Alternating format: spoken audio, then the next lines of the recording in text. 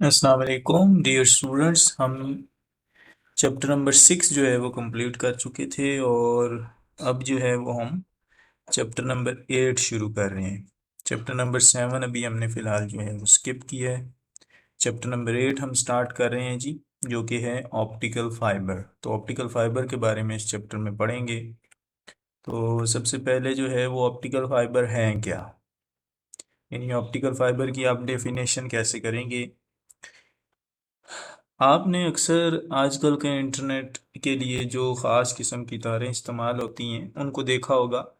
तो वो जो है वो शीशे की बनी हुई तारें होती हैं, शीशे और प्लास्टिक के मिक्सचर से बनी हुई तारें होती हैं।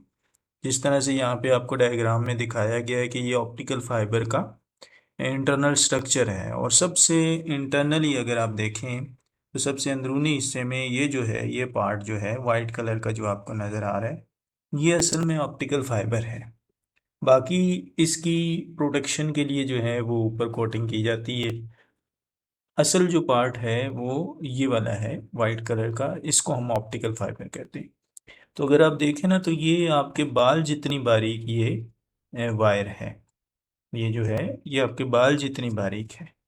तो बाल जितनी बारीक जो है वो जब होगी तो इससे डेटा ट्रांसमिशन भी आसानी से हो सकेगी, और इसके अलावा जो है वो काफ़ी डिस्टेंस तक बग़ैर आप लूज़ किए जो है वो इंटरनेट को पहुंचा सकेंगे।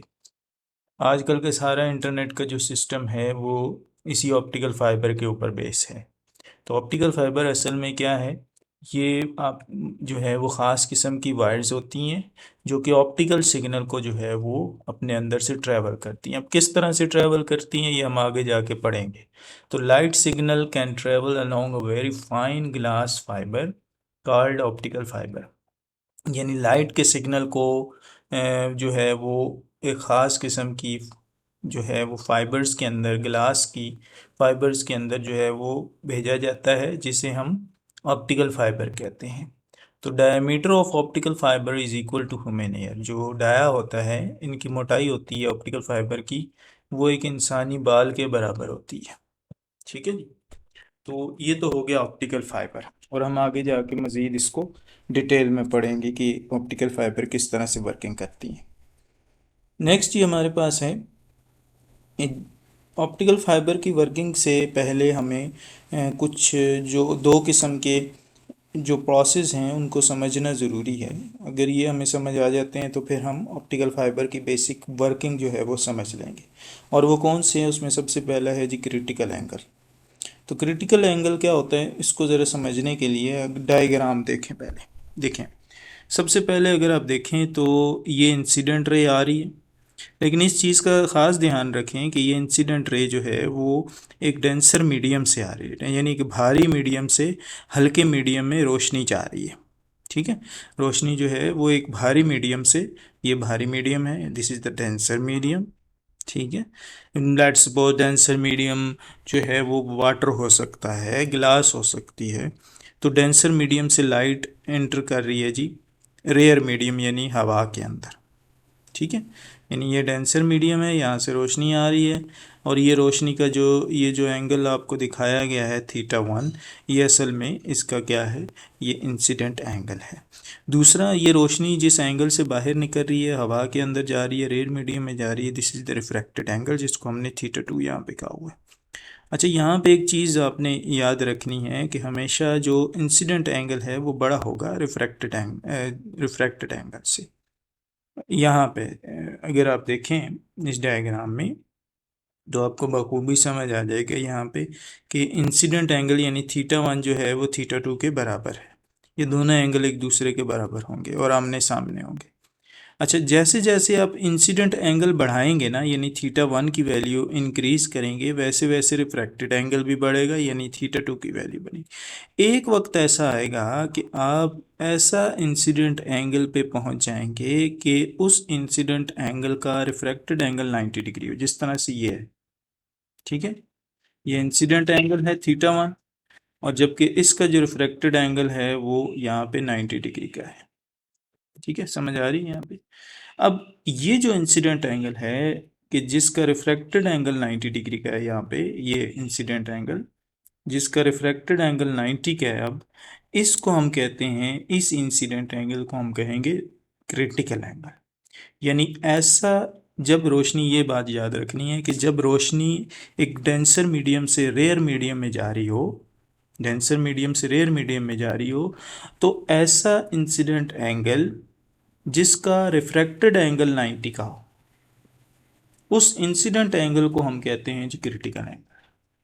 तो यहाँ पे अगर लेट्स सपोज ये थीटा वन की वैल्यू 45 डिग्री बन रही है, तो 45 डिग्री इसका क्रिटिकल एंगल होगा।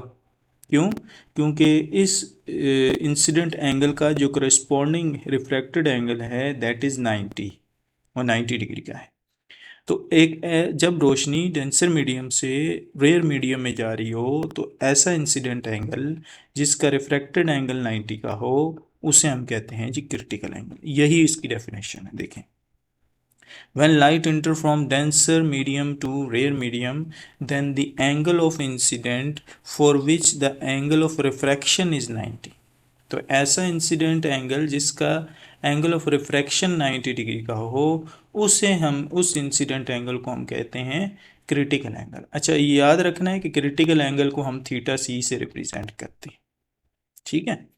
तो क्रिटिकल एंगल असल में एक वो एंगल होता है जिसमें जो ऐसा इंसिडेंट एंगल होता है, जब रोशनी डेंसर मीडियम से रेयर मीडियम में आ रही हो, तो ऐसा इंसिडेंट एंगल होता है जिसका करस्पॉन्डिंग रिफ्रैक्टेड एंगल 90 डिग्री का होता है, उसे हम क्रिटिकल एंगल कहते हैं। इसी से रिलेटेड एक टॉपिक है जिसे हम कहते हैं टोटल इंटरनल रिफ्लेक्शन। अब सवाल ये पैदा होता है कि अगर इंसिडेंट एंगल क्रिटिकल एंगल से बड़ा हो जाए, यानी लेट सपोज इंसिडेंट एंगल यहाँ पे जो है वो 45 डिग्री का था, लेकिन अब एंगल बन रहा है, इंसिडेंट एंगल अब बन रहा है 47 डिग्री। ठीक है। तो अब जो एंगल ऑफ इंसिडेंट है वो क्रिटिकल एंगल से बड़ा हो गया है। ठीक है, क्योंकि क्रिटिकल एंगल तो 45 डिग्री का था। तो जब इंसिडेंट एंगल क्रिटिकल एंगल से बड़ा हो जाए, तो रोशनी दोबारा डेंसर मीडियम में आना शुरू हो जाती है, और इस प्रोसेस को हम कहते हैं जी टोटल इंटरनल रिफ्लेक्शन। ठीक है। इसको समझने, मज़ीद समझने के लिए यहाँ पे एक वीडियो हम चलाते हैं जी, ज़रा देखें इस वीडियो को। ये एक एक्सपेरिमेंट है छोटा सा, जिसमें हम टोटल इंटरनल रिफ्लेक्शन को देखेंगे। देखें, ये मुख्तलिफ एंगल बनाए हुए हैं। ठीक है। ये जो एंगल आप देख रहे हैं, ये वाले, ये नीचे की तरफ जो हैं, इनको हम कहते हैं, ये इंसिडेंट एंगल है, क्योंकि इस तरफ से वो लाइट जो है वो एंटर करवाएगा। और ऊपर की जानिब जो एंगल हैं दैट इज़ रिफ्रैक्टेड एंगल। यहाँ पे जो होंगे, इस एरिया में जो एंगल बनेंगे दैट इज़ रिफ्रैक्टेड एंगल। तो अब देखते हैं ज़रा। ठीक है, इसको एडजस्ट किया जा रहा है, रोशनी ऑन की है उसने, और इंसिडेंट एंगल बतदरीज वो क्या करेगा, बढ़ाता जाएगा। देखिएगा, यहाँ पे इंसिडेंट एंगल है, बढ़ रहा है, और जैसे जैसे अगर आप देखें इंसिडेंट एंगल बढ़ रहा है, तो उसके करस्पॉन्डिंग ये जो रिफ्रैक्टेड एंगल है ये भी बढ़ता जा रहा है। ठीक है। अभी इंसिडेंट एंगल जो है वो 20 है, तो रिफ्रैक्टेड एंगल 35 हो गया हमारे पास। इसी तरह इंसिडेंट एंगल अब 30 के करीब पहुंच गया, 30 है तो इसका 45 डिग्री हो गया रिफ्रैक्टेड एंगल। अच्छा, अब मज़ीद बढ़ता जा रहा है। देखिए, यहाँ पे अगर आप देखें तो इंसिडेंट एंगल आपका तकरीबन 40 डिग्री है। ठीक है। जबकि रिफ्रैक्टेड एंगल आपका जो है वो 70 डिग्री के लगभग है। ठीक है। अभी अभी एक वक्त वो आएगा जिस पे एक इंसिडेंट एंगल ऐसा बनेगा जिसका रिफ्रैक्टेड एंगल ये 90 डिग्री का होगा। देखिएगा ज़रा, मज़ीद इंसिडेंट एंगल बढ़ता जा रहा है, बढ़ते बढ़ते